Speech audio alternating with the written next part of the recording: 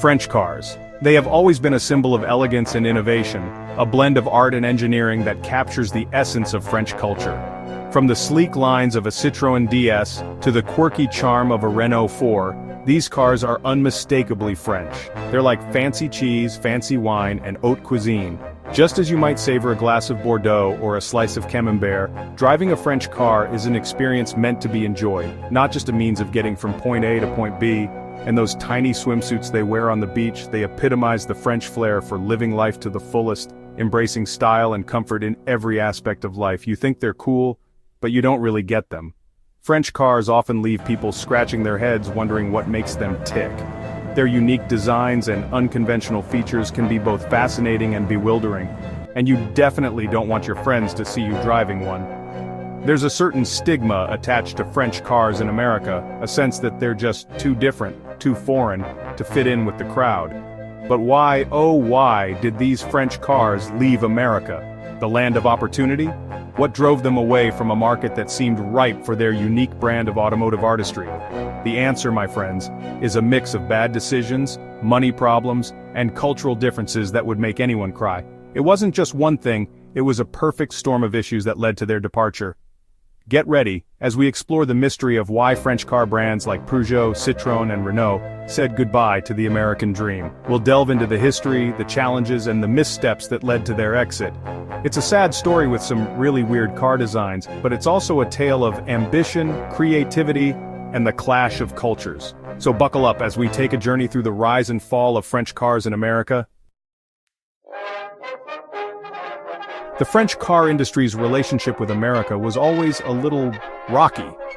Despite their innovative designs and advanced technology, French cars struggled to find a foothold in the American market. The cultural differences between the two countries played a significant role in this dynamic. They came here with a bang, promising new technology and cool European style.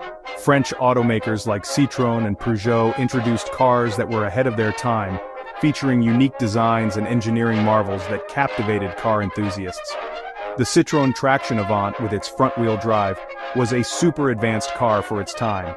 It was one of the first mass-produced cars to feature a unitary body and no separate frame, which made it lighter and more agile.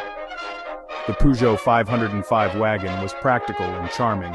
It offered a blend of European elegance and functionality, making it a favorite among families who appreciated its spacious interior and smooth ride. But Americans, well, they like what they know. The American car market was dominated by big, powerful vehicles that symbolized freedom and strength. They liked their cars big, tough, and strong. Muscle cars and large sedans were the epitome of the American automotive dream, offering power and presence on the road. The French liked small, gas-saving cars that were fun to drive. These cars were designed for efficiency and maneuverability, perfect for the narrow streets and tight parking spaces of European cities. It was like two different worlds colliding on American roads. The contrast between the large, powerful American cars and the small, efficient French cars highlighted the cultural differences and preferences of the two nations. Let's be real, French cars weren't exactly known for being reliable. They're like that friend who's always late because their car broke down. Americans, worried about huge repair bills, chose cars from Japan and Germany that were boring but worked. And then there's the price. French car makers thought their cars were super special, so they charged a lot. But Americans used to cheaper cars from Japan and Korea weren't going to pay extra for a car that might break down. Lost in translation: baguettes, berets, and the American dream. The French have always had a unique flair, a certain je ne sais quoi that sets them apart. This is evident not just in their fashion and cuisine, but also in their automobiles. The French do their own thing. Their cars are a reflection of their culture, elegant, stylish, and often unconventional. They're unique, stylish, and have that I don't know what that makes Americans scratch their heads. The French car designs often leave Americans puzzled, wondering how such creativity can be practical.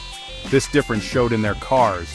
French manufacturers embraced quirky designs and innovative features that were ahead of their time. The French loved quirky designs and new features, always pushing the boundaries of what a car could be. But Americans wanted comfortable and practical cars. In the United States, the focus was on comfort, reliability, and practicality. While the French were putting weird steering wheels in their cars, experimenting with avant-garde designs, Americans wanted cup holders and lots of space in the back. They preferred features that made their driving experience more convenient and comfortable. It was like they were speaking different languages. The contrast between French and American cars was stark, almost as if they were designed for entirely different worlds. Section 5. Bugatti. A different breed? Now you might be thinking, wait a minute, what about Bugatti? They're French and they're doing great in America. And you're right. But Bugatti is totally different. They're not selling cars, they're selling a dream. They're selling luxury and the chance to own a super special car.